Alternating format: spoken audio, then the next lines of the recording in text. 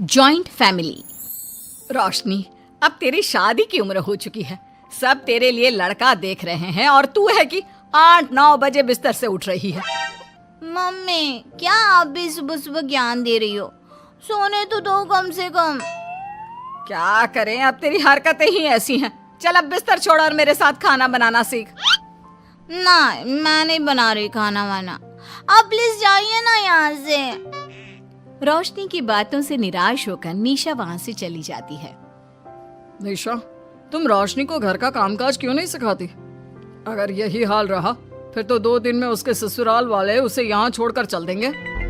मैं तो बहुत कोशिश करती हूँ उसे घर की जिम्मेदारियां सिखाने की, लेकिन वो मेरी सुने तब ना। आप तो जानते ही हैं ना कि वो कितनी जिद्दी है।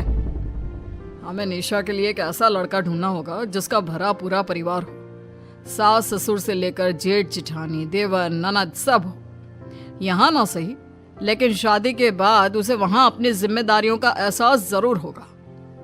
कुछ दिनों के बाद रोशनी का परिवार उसके लिए लड़का देखना शुरू कर देता है और एक दिन चिराग नाम का लड़का रोशनी को देखने अपने परिवार के साथ उसके घर पहुंच जाता है। देखिए भाई साहब, मैं पहले ही आपको बता देती हूँ, हमारा परिवार बहुत बड़ा है, इसलिए अगर आपकी लड़की हमारे घर की जिम्मेदारियाँ बिना ना नुकुर के उठा सकती है तभी हम ये रिश्ता पक्का करेंगे। अरे ये भी कोई बोलने वाली बात है बहन जी।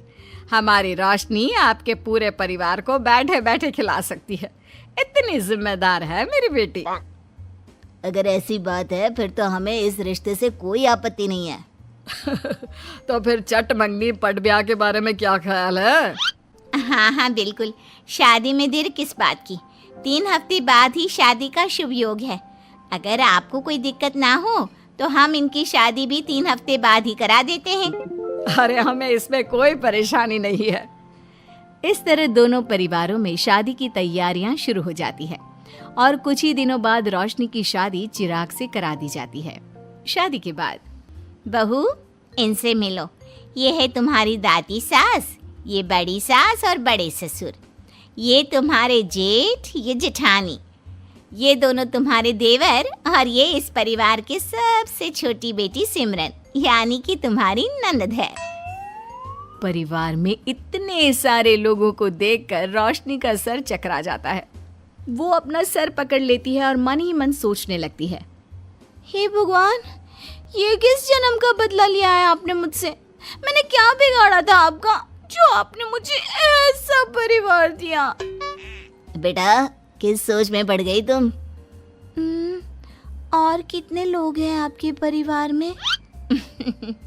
बस हम इतने ही लोग हैं बेटा, ज्यादा लंबा परिवार नहीं है हमारा। अब इससे लंबा और कितना बड़ा परिवार होगा आपका? ये ससुराल कम चिड़ियाघर ज्यादा लग रहा है। कुछ कहा क्या तुमने बेटा? नहीं मम्मी जी, वो मैं बहुत थक गई हूँ, तो क्या अब मैं सोने जा सकती हूँ? हाँ क्यों नहीं बहू। चिराग, बहू को अंदर कमरे में लेकर जा। जी माँ। चिराग रोशनी को अंदर कमरे में लेकर जाता है। चिराग, मुझे यहाँ नहीं रहना, मुझे अलग रहना है। ये तुम क्या बोल रही हो रोशनी? अभी तो आई हो तुम और अभी अलग होने की बात कर रही हो? परिवार वालों को पता चलेगा तो कितने दुखी होंगे वो लोग। मुझे नहीं मतलब किसी से, और इसे तुम परिवार कहते हो?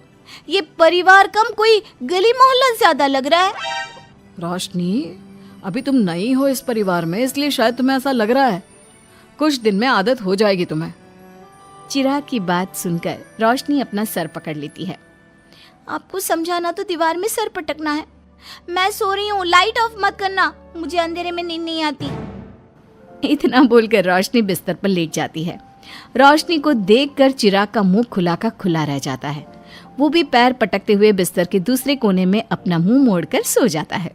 अगले दिन, देवरानी जी, आप उठ भी जाइए, सुबह के 6 बज चुके हैं। सोने दो ना मम्मी, क्यों परेशान कर रही हो? देवरानी जी, मैं आपकी मम्मी नहीं जेठानी हूँ। सुबह सुबह क्या मजाक है मम्मी? इतना कहकर रोशनी अपनी आंखें मसलते हुए उठती है और अपनी जेठानी को देखकर चौंक जाती है। दीदी आप यहाँ? पिछले 1 घंटे से तुम्हें उठा रही हूँ, लेकिन तुम हो कि अब उठ रही हो। लेकिन अभी तो सिर्फ 6 बज रहे हैं, आपने मुझे उठाया क्यों? वो इसलिए क्योंकि आज तुम्हारे इस घर में पहली रसोई है, तो खाना आज तुम्हें ही बनाना होगा ना। क्या? मुझे पूरे मोहल्ले के लिए खाना बनाना पड़ेगा? नहीं रोशनी, तुम्हें पूरे मोहल्ले के लिए नहीं, सिर्फ परिवार के लोगों के लिए ही खाना बनाना है। आपका परिवार किसी मोहल्ले से कम है क्या? कुछ कहा क्या तुमने? हाँ नहीं दीदी, आप चलिए, मैं अभी फ्रेश होकर आती हूँ। आरती वहां से चली जाती है, जिसकी थोड़ी देर बाद रोशनी भी रसोई में जाकर मजबूरी में सबके लिए खाना बनाने लगती है। पूरे 2 घंटे मेहनत करने के बाद उसका खाना बनकर तैयार होता है।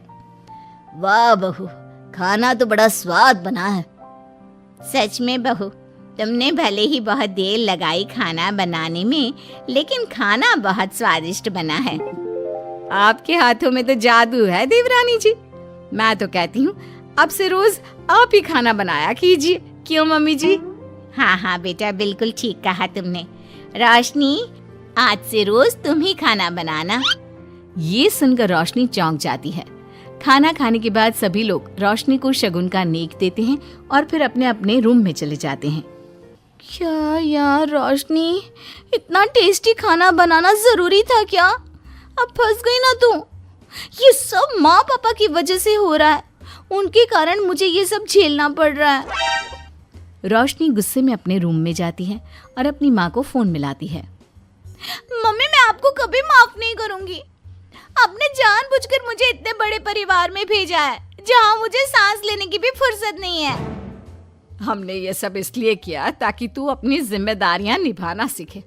अब मायके की तरह ससुराल में भी अपनी जिम्मेदारियों से मुंह मत मोड़ लेना। मुझे नहीं रहना माँ यहाँ। इस घर में जितने लोग हैं उतने तो हमारे गली मोहल्ले में भी नहीं थे। माँ, मैं आपसे आपकी सारी बातें मानूंगी, पर प्लीज मुझे यहाँ से ले जाइए। बिल्कुल नहीं, अब से वही तेरा सब कुछ है। वहां से भागने के बजाय अपनी जिम्मेदारियां पूरी करना सीख, इससे हमें भी थोड़ी खुशी मिल जाएगी। माँ की बातों से निराश होकर रोशनी फोन काट देती है, जिसके बाद उसकी नजर नेक में मिले पैसों पर पड़ती है और वो फटाफट से बिस्तर पर बैठकर पैसे गिनना शुरू कर देती है। अरे वाह, ये तो पूरे 25,000 रुपए हैं। किसी ने भी 5100 से कम का नेक नहीं दिया। चलो अच्छा है, कुछ तो फायदा हुआ इतने बड़े परिवार में शादी करने का। अब इन सब पैसों से मैं अकेले शॉपिंग करूंगी, बहुत मजा आएगा। शॉपिंग के बारे में सोच सोच कर ही रोशनी अपने बिस्तर पर कूदने लगती है। उसे बिस्तर पर कूदता देख सभी लोग चौंक जाते हैं।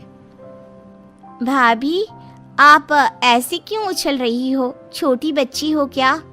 अपनी ननद की बात सुनकर रोशनी का मुंह खुला का खुला रह जाता है। थोड़ी देर बाद रोशनी घर में बिना बताए शॉपिंग के लिए निकल जाती है और शगुन में मिले पूरे पैसों को शॉपिंग में उड़ा देती है। शाम में, देवरानी जी कहाँ गई थी आप? जानते हैं सब आपके लिए कितना परेशान हो गए थे। कम से कम आपको बताकर तो जाना चाहिए था ना। सॉरी दीदी, मैं आप लोगों को बताना भूल गई।